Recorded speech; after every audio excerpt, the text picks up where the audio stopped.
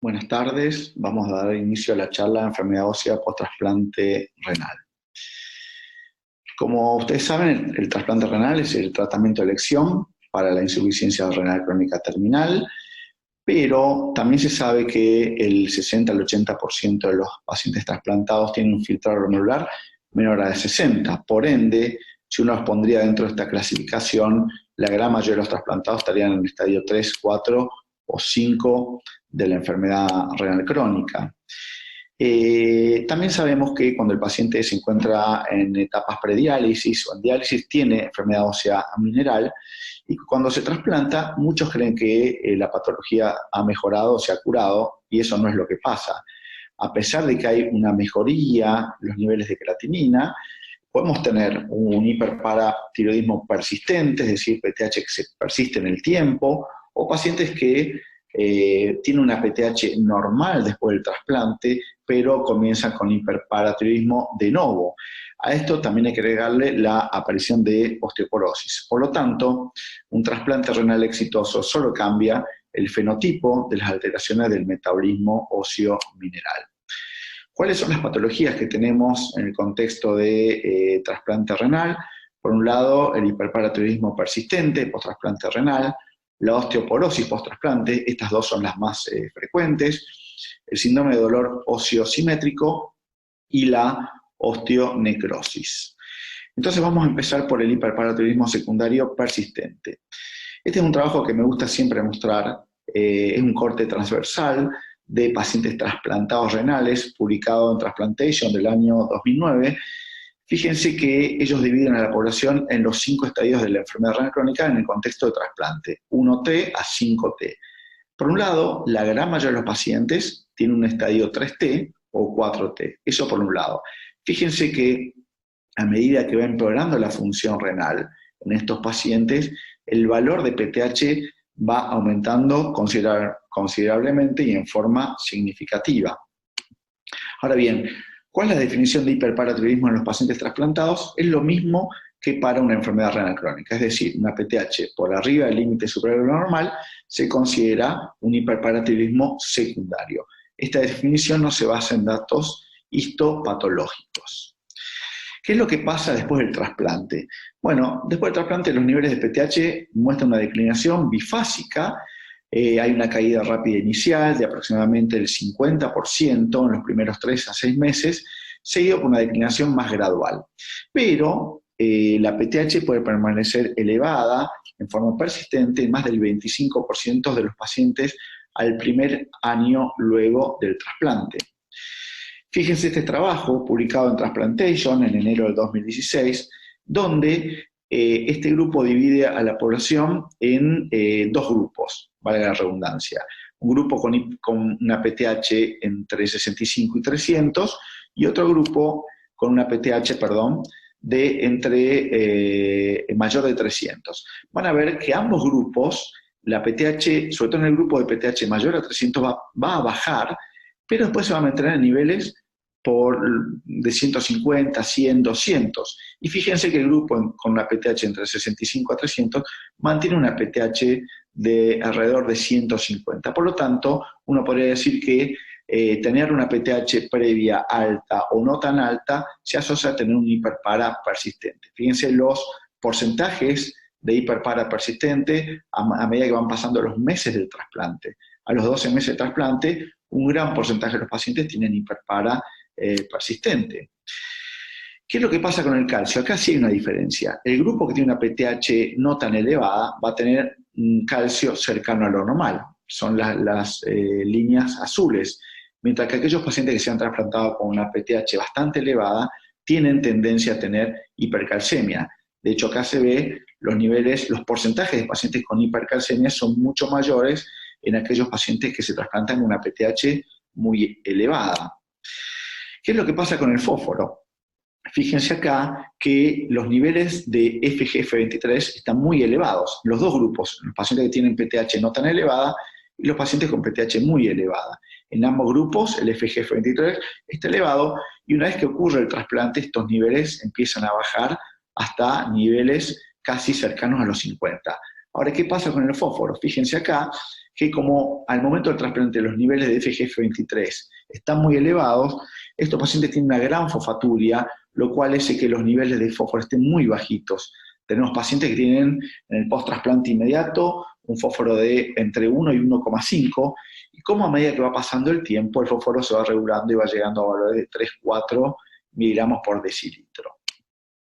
Entonces, ¿cuáles son los factores de riesgo para hiperparatiroidismo secundario y persistente? En primer lugar, un largo tiempo de diálisis pretrasplante. Ustedes saben que acá en Argentina el tiempo medio para un trasplante de donantes fallecidos es alrededor de 5 años. Valores de PTH pretrasplante más de 3 veces el valor máximo normal. El tamaño granular aumentado por ecografía y obviamente la pobre función del injerto.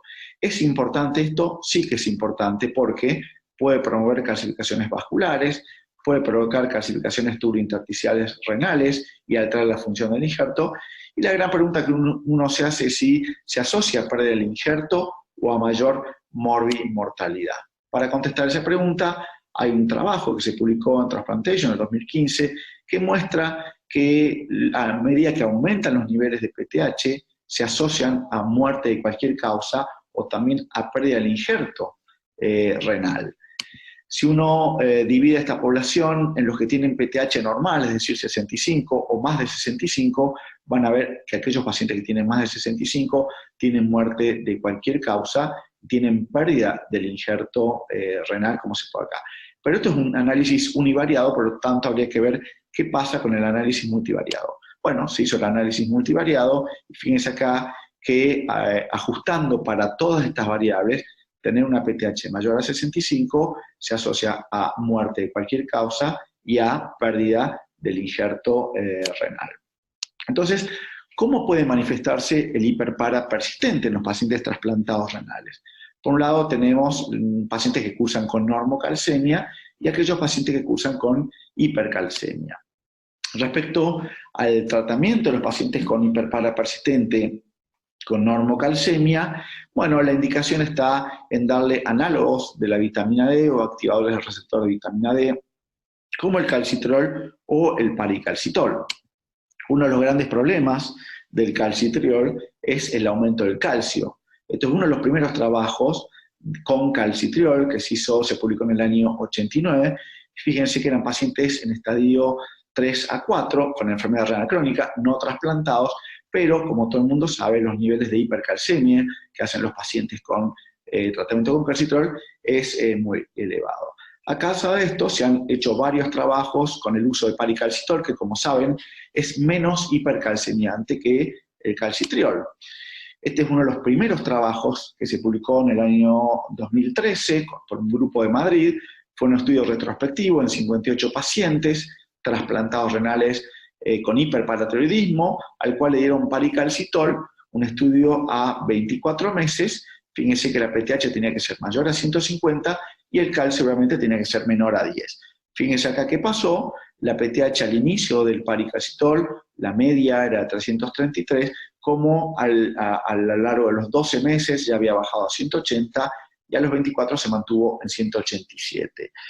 También en este trabajo se vio que había un descenso en la proteinuria en los pacientes que recibían paricalcitol. Esto está descrito en pacientes diabéticos sin trasplante y también una mejoría en la PCR como parámetro de inflamación. Este es otro trabajo publicado en American Journal of Transplantation. 51 pacientes recibieron paricalcitol versus 49 placebo. Acá, en este grupo, el paciente apenas se trasplantaba, empezaba con la dosis de 1 miligramo de paricalcitol todos los días, y el objetivo era ver qué pasaba con la PTH al cabo de los 90 días y después de un seguimiento de un año. Fíjense que al final del estudio, el 29% en el grupo paricalcitol tenía hiperpara persistente versus el 63% en el grupo control. Y este es otro trabajo que lo hizo el doctor Trigini, un médico argentino que vive en Italia. Fue un crossover de 43 pacientes, o sea, un grupo estaba a principio con paricalcitol, otro grupo sin paricalcitol, y al cabo de 3 meses se hizo un cambio, el que no recibía pasó a recibir paricalcitol, y el que recibía dejó de recibir paricalcitol. Bueno, cuando los pacientes recibían paricalcitol, claramente había un descenso en la PTH, y la verdad que no se veían muchos cambios significativos en términos del calcio sérico. Ahora bien, vamos a la otra clínica, y son los pacientes que hacen hipercalcemia. ¿Qué pasa con el hiperparatiroidismo con hipercalcemia? Bueno, primero que la hipercalcemia ocurre dentro de los primeros 3 meses, la prevalencia es de hasta un 60% en el primer mes y hasta un 30% al final del año, y ojo que un 5 o un 10% de los pacientes pueden persistir con hipercalcemia a largo plazo. Es más frecuente en pacientes con hiperparasecundario previo al trasplante y con calcio elevado pretrasplante, y se asocia al peor pronóstico renal y cardiovascular. Fíjense, este es un primer trabajo con sinacalcet en pacientes trasplantados renales, solamente 9 pacientes con calcio sérico mayor a 10,5, PTH mayor a 65. Fíjense que los niveles de calcio después del uso de sinacalcet mejoran. También lo hacen los niveles de PTH, pero no tan pronunciado como se observa con la disminución del calcio. Después se hizo un metaanálisis con 411 pacientes trasplantados renales tratados con sinacalcet, y fíjense que el efecto sobre el calcio es muy bueno. Hay una gran disminución de los valores de calcio en prácticamente todos los trabajos publicados, pero este efecto no se ve tan claro en términos de PTH. En PTH, si bien hay una disminución de la disminución de PTH no es tan clara como lo observado con los pacientes con el calcio. Este es un estudio que publicamos nosotros en la revista Nefrología, Diálisis y Trasplante. Eran pacientes que tenían un hiperpara persistente, eran 14 pacientes de edad 50 años de media, y que tenían un hiperpara persistente con valores bastante elevados de calcio. La media de calcio al momento del inicio de sinacalcet era de 11,3, pero tenemos pacientes con un calcio mayor a 13. Fíjense, cuando el paciente se trasplanta, antes del trasplante la PTH era 754. Una vez que el paciente se trasplanta, la PTH es de 159, y una vez que uno inicia el sinacalcet, la PTH en nuestra población se mantuvo prácticamente estable y el descenso fue no significativo. Estas son las dosis medias de sinacalcet. Uno comienza con una dosis de 30 miligramos y la va subiendo. La dosis media al año fue de 41 miligramos por día. Fíjense acá qué pasa con el calcio. Cuando los pacientes se trasplantan tienen una media de calcio de 9,5. En el momento del tratamiento con sinacalcet, el calcio ya era de 11,3, y fíjense cómo el calcio con el tratamiento baja en forma significativa y se mantiene en niveles bastante adecuados. El fósforo se mantuvo bastante estable. La otra cosa que uno se pregunta es cuáles son las indicaciones de paratiroidectomía en pacientes trasplantados con hiperpara persistente. Bueno, la primera razón para operar a un paciente es la hipercalcemia persistente, más de un año, disminución de la tasa de filtrado glomerular o trastorno en la concentración, calcificaciones de partes blandas, nefrocalcinosis, disminución de la masa ósea o glándulas aumentadas de tamaño con más de 500 miligramos, evaluadas por ecografía, o un hiperpara terciario.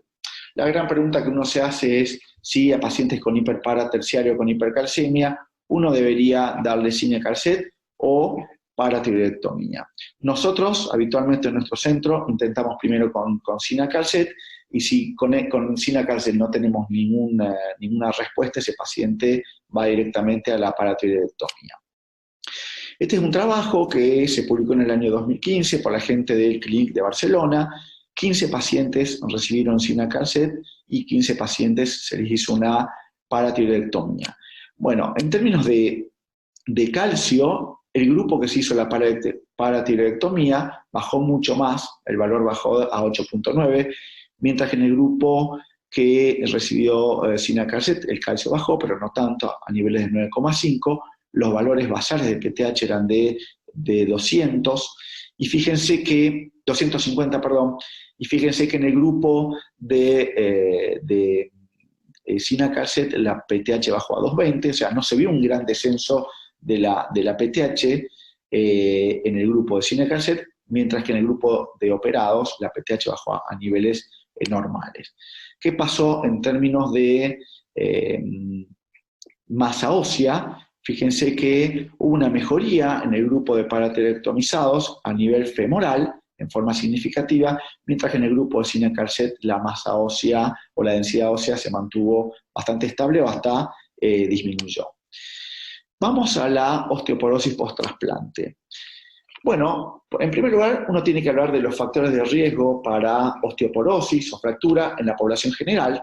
Fíjense que el uso de esteroides previamente se asocia a osteoporosis, o que un paciente haya recibido quimioterapia, también es otro factor. La diabetes, el hipogonadismo, la deficiencia de calcio, la deficiencia de vitamina D, el uso de heparina o de anticoagulantes, la desnutrición, tener un BMI menor a 23, ser mayor de edad, sexo femenino, tener una vida sedentaria, el cigarrillo, el alcohol, caídas frecuentes o la falta de ejercicio, son todos factores de riesgo pretrasplante para hacer osteoporosis o para aumentar la incidencia de fracturas. Uno podría definir la presencia de osteoporosis cuando los pacientes tienen un Z-score menor a 2, un T-score menor a 2.5. Fíjense que los valores o la prevalencia de osteoporosis es bastante parecida y es muy variable en los pacientes trasplantados, siendo de la columna lumbar entre un 11 y un 50%, en el cuello de fémur del 22 al 50% y en el radio del 20 al 52%. Y también sabemos que la mayor pérdida de masa ósea se produce los primeros 6 a 18 meses post-trasplante. La pérdida de masa ósea en la columna lumbar es del orden del 4 al 9%, con una tasa anual residual del 1.5%, que se puede encontrar hasta los 10 años post-trasplante. Es decir, que a principio, en el primer año, hay una gran pérdida de masa ósea, pero esto puede seguir hasta el 10º año post-trasplante. Ahora bien, ¿cuáles son los factores de riesgo en pacientes trasplantados para osteoporosis y para aumento de la tasa de fracturas? Bueno, fíjense que el hiperpara secundario es un factor de riesgo, la deficiencia de vitamina D que se ve bastante frecuentemente en el post-trasplante, la desnutrición, la inmovilización, enfermedad ósea preexistente, el uso de inmunosupresores, el hipogonadismo y el haber recibido esteroides, por ejemplo, por una glomerulopatía. También hay que agregar a esto el trasplante doble de riñón y páncreas en diabéticos tipo 1. ¿Qué pasa con los inmunosupresores en el trasplante de órgano sólido y el riesgo de aumento de fracturas? Esta imagen me parece muy interesante para mostrar todo lo que hacen los corticoides en términos de osteoporosis y aumento de riesgo de fractura. Fíjense que a nivel óseo hay una disminución de la función de los osteocitos, lo cual me lleva a una disminución de la calidad ósea. Por otro lado, hay una disminución de la función y un aumento de la apoptosis de los osteoblastos, que me va a llevar a una disminución de la formación ósea.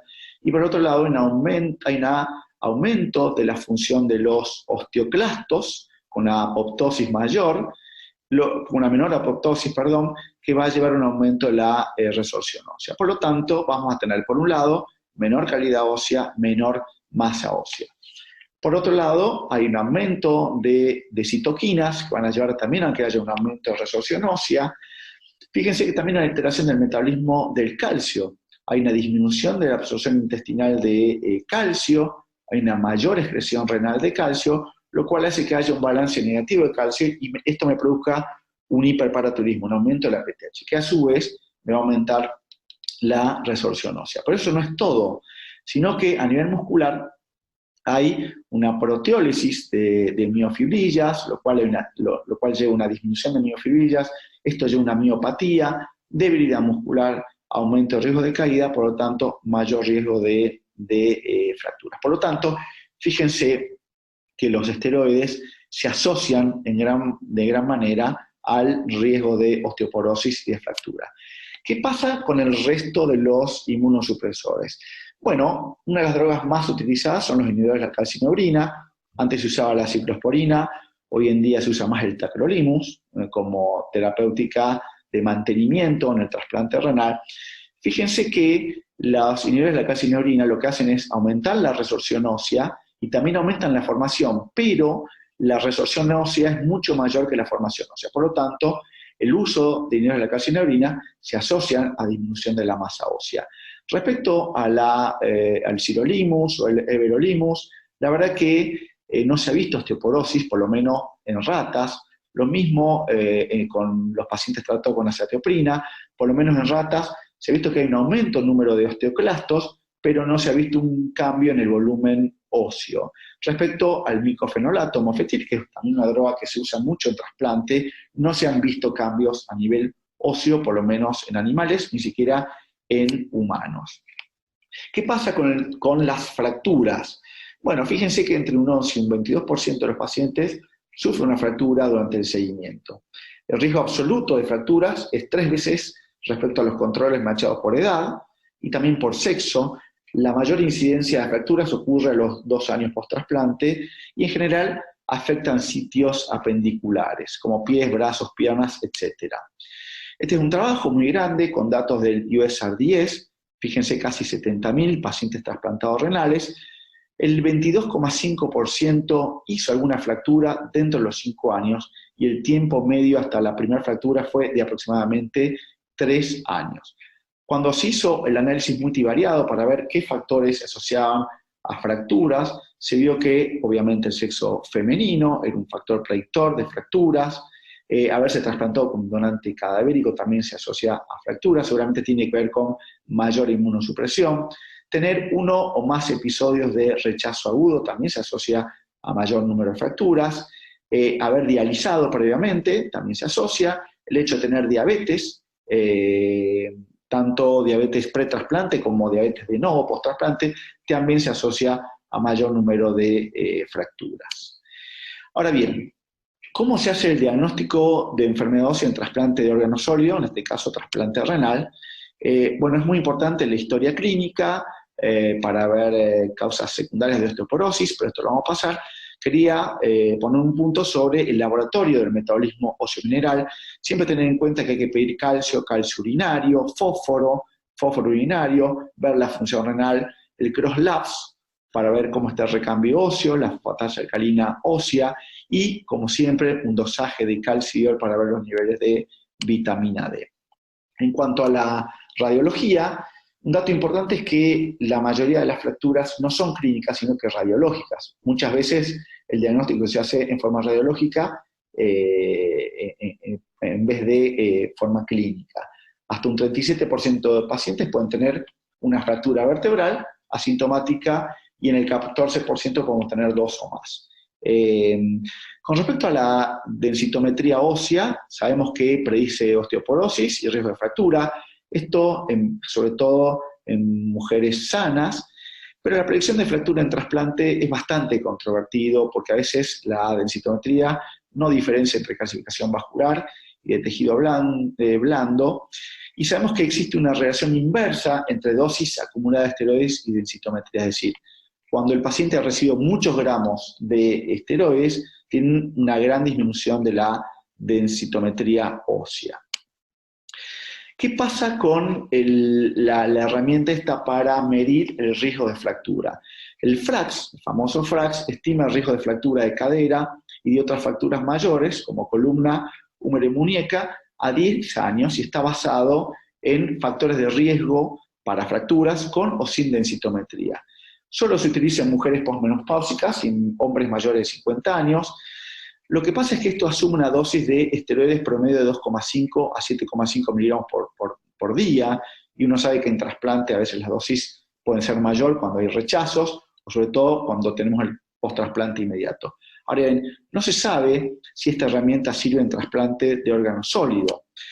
Acá hay un trabajo publicado en el año 2014 en Transplantation, pacientes que habían tenido fracturas. Fíjense que el número observado de fracturas había sido de 6,3. Cuando se utilizó el FRAX para ver la predicción de fracturas a 10 años, con densitometría la predicción fue del 5% contra el 6,3%, y sin densitometría la predicción fue del 5,6%, con lo cual la conclusión de este trabajo es que el FRAX mostró una predicción modesta de fracturas a 10 años, con lo cual el uso del FRAX en trasplante renal está bastante es bastante controvertido.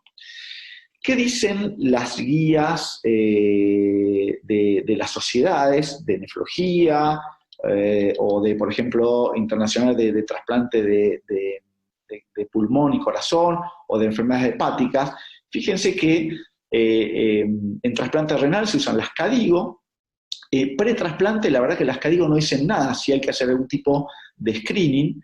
Y respecto al post-trasplante, ellos lo que dicen es que tenemos que hacer una densitometría ósea en pacientes con un filtrado glomerular mayor a 30 mililitros minuto dentro de los 3 primeros meses post-trasplante. Si recibieron corticoides o tienen riesgo o factores de riesgo para osteoporosis. Ellos dicen que en pacientes con estadio 4 a 5 de trasplante, la densitometría ósea no está recomendada y es razonable considerar una biopsia ósea para guiar el tratamiento, que sabemos que acá en Argentina es bastante difícil. ¿Cuál sería la prevención general para los pacientes con osteoporosis? Usar bajas dosis de esteroides, 30 minutos de ejercicios físicos vigorosos o fisioterapia diaria. Ya sabemos que hay que evitar el alcohol y el tabaco. Terapia de reemplazo hormonal en la mujer. Identificación y tratamiento de factores de riesgo de osteoporosis. Hay muchos trabajos sobre el uso de vitamina D o análogos a la vitamina D de calcio. Los resultados en algunos trabajos fueron buenos, en otros fueron parcialmente buenos. Este es un trabajo publicado por la gente de Tenerife, en la cual a un grupo se le dio calcitriol más calcio versus a otro grupo se le dio placebo más calcio. Acá, al grupo que recibió calcitriol, no tuvieron tanta osteoporosis comparado con aquellos pacientes que habían recibido solamente calcio y placebo. Es decir, que aparentemente en este trabajo el calcitriol por lo menos evitaría una gran pérdida de la masa ósea. ¿Qué pasa con el uso de bifosfonatos? Bueno, hoy en día hay muchísimos trabajos con bifosfonatos para la prevención de la pérdida de la masa ósea. Este es un trabajo randomizado, prospectivo, con pamidronato versus calcio y vitamina D. Fíjense acá que los pacientes que recibieron pamidronato no hubo una caída de la densitometría, mientras que el grupo que recibió placebo tuvo una caída bastante importante de la masa ósea. Este es otro trabajo con ivandronato versus placebo, en donde lo que se ve es que a nivel del fémur hay una mejoría de la densitometría, a nivel del radio también una mejoría significativa comparado con placebo, pero a nivel de la columna lumbar, la verdad que no hubo una diferencia significativa en términos de mejoría de la densitometría. Lo que sí se ve en este trabajo es que hay una caída de los marcadores de formación ósea, como la fosfatasa alcalina fracción ósea y la osteocalcina, y también una disminución de los parámetros de resolución como los telopéptidos. Hay un trabajo que se publicó en noviembre del 2011, que es un metaanálisis, donde hay trasplante renal, trasplante de hígado y corazón. Fíjense que las intervenciones son ácido celedrónico, pamidronato, ivandronato, etcétera, distintas bifosfonatos, y siempre el régimen de control era calcio o vitamina D o más vitamina D. Fíjense que en términos de la densitometría, en la gran mayoría de los trabajos, una mejoría a nivel de la columna lumbar y también a nivel del cuello del fémur, eso a nivel de densitometría, densidad ósea, pero fíjense que a nivel de fracturas, si bien algunos trabajos mostraron una disminución de las incidencias de fracturas, no todos los trabajos mostraron eso. Es decir, pareciera ser que los bifosfonatos mejoran la densitometría, pero en términos de fractura en trasplante renal parecen no ser tan importantes a la hora de bajar la incidencia de fracturas. Yendo a otros tratamientos, tenemos el denosumab, que es un anticuerpo monoclonal que actúa sobre el RANK ligando, o sea, sobre los osteoclastos, no requiere ajuste de dosis. El riesgo del denosumab es la hipocalcemia y el aumento de la PTH. Siempre se recomienda usarlo con vitamina D y con calcio. Y por otro lado tenemos la PTH recombinante, que no fue eficaz para prevenir la pérdida de masa ósea en trasplante renal, pero ahora les voy a mostrar unos trabajitos de esto. Fíjense este trabajo, publicado en 2016, con denosumab. A las 2 semanas post-trasplante, a un grupo de 46 pacientes se le dio denosumab, mientras que otro grupo, un grupo fue control, recibió placebo. El control se hizo a 6, 0 y 6 meses. Fíjense que a nivel de calcio, fósforo y PTH y filtro glomerular no hubo cambios, pero sí lo que se vio fue una mejoría en la densitometría a nivel lumbar, a nivel de cadera y también a nivel de fémur. Fíjense que tanto para distintas edades, para distintos sexos, distintos T-score o filtro glomerular, siempre el denosumab se asoció a mejoría en la densitometría ósea. Este es otro trabajo en distintos trasplantes, no solamente trasplante renal, sino trasplante pancreático y renal, hepático. Fíjense acá que tanto a nivel de columna lumbar, fémur o radio, hubo una disminución en la prevalencia de pacientes con osteoporosis. Por ejemplo, en riñón, antes del tratamiento con denosumab, la prevalencia de osteoporosis era 82% versus un 35% posterior al uso de denosumab. También acá lo que se vio es que hubo una mejoría en el CrossLab y una caída significativa en la osteocalcina como parámetro de alto recambio óseo. ¿Qué pasó con el teriparatide? Bueno, en este trabajo del año 2008, el teriparatide realmente no ha mostrado una mejoría en la densitometría ósea de los pacientes que recibieron, comparado con el grupo placebo. Lo que sí se sabe es que el teriparatide ha servido, y fíjense acá, hay varios trabajos que muestran que en pacientes que se habían hecho una paratiroidectomía y van al trasplante con una PTH muy bajita, menor de 15, menor de 10, tienen una hipocalcemia sintomática. Aquellos pacientes que reciben teriparatide tienen una mejoría en los niveles de calcio. Acá hay varios trabajos que muestran estos resultados.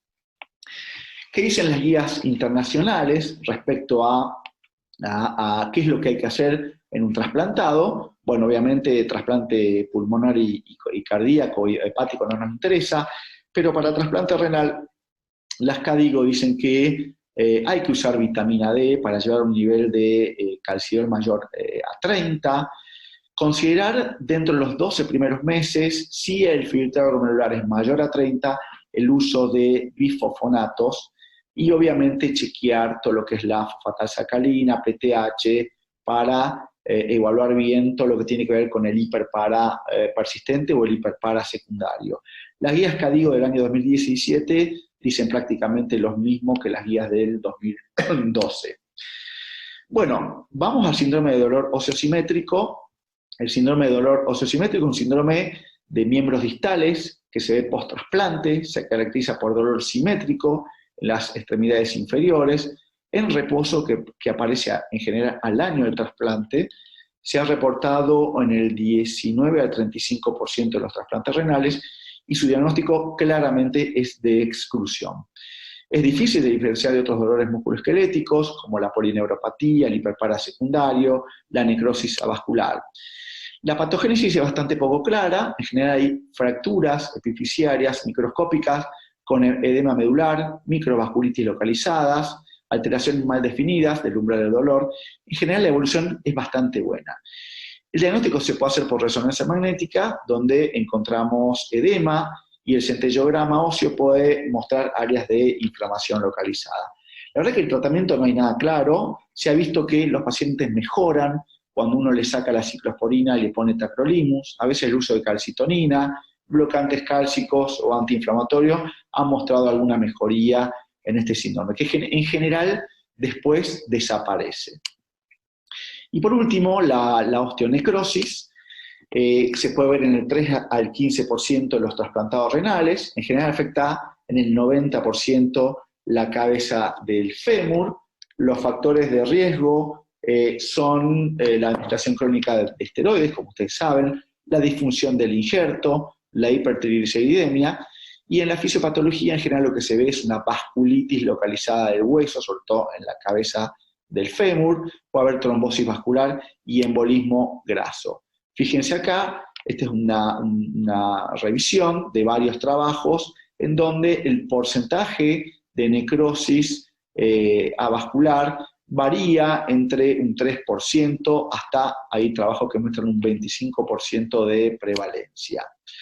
Para ir concluyendo, el hiperparatiroidismo persistente es frecuente en el trasplantado renal, puede cursar con normocalcemia, en ese caso debemos tratar a los pacientes con activadores del receptor de vitamina D. Cuando cursa con hipercalcemia, usar calcimiméticos y si no hay respuesta, usar la paratiroidectomía, manejar la hipofosfatemia, que se puede asociar a enfermedad ósea. Está asociada a peor evolución porque los pacientes pueden tener osteoporosis y por ende mayor índice de fracturas, puede haber calcificaciones vasculares y mayor pérdida del injerto o mortalidad. Respecto a la osteoporosis, es muy frecuente en el primer año post-trasplante, esto para trasplante renal o de cualquier órgano, está asociado a mayor número de fracturas. La prevención debería ser con bifosfonato, con calcio y análogos de la vitamina D, pero ojo con el calcio en pacientes con hipercalcemia. Y el denosumab podría ser una variante de uso en pacientes con una osteoporosis muy importante que no responde a bifosfonatos. Por último, quería dejarles esto, que es un resumen de todas las drogas que tenemos los nefrólogos para poder usar post-trasplante para pacientes con hiperparatiroidismo, ya sea persistente o secundario, y para pacientes con osteoporosis. Bueno, muchas gracias.